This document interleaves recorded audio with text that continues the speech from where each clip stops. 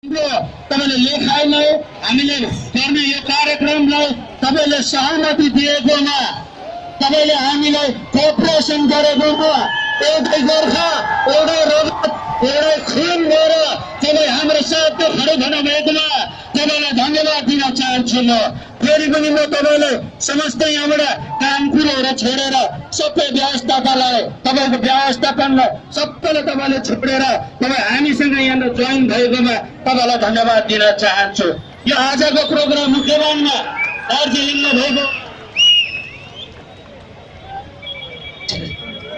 अनि दार्जिलिङमा भएको जुन चाहिँ समस्या हाम्रो दाजुभाइ दिदीबहिनीहरूले झेलिरहेको छ, जुन चाहिँ अत्याचार त्यहाँ भइरहेको छ र जसरी बङ्गाल सरकारले हाम्रो जातिमाथि थिचोमिचो गरिरहेको छ, जसरी बङ्गाल सरकारले त्यहाँनिर हाम्रो भाषामाथि दमन गरिरहेको छ, हाम्रो जातिमाथि दमन गरिरहेको छ, अनि त्यसको आवाज उठाउन चाहिँ हामी यहाँ एकट्ठा भएका छौँ। आज जय गोर्खा, पुरा बङ्गालले सुन्नुपर्छ।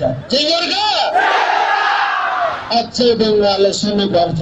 जय गोर्खा, यो हाम्रो आवाज हो। यहाँबाट यो आवाज लिएर हामी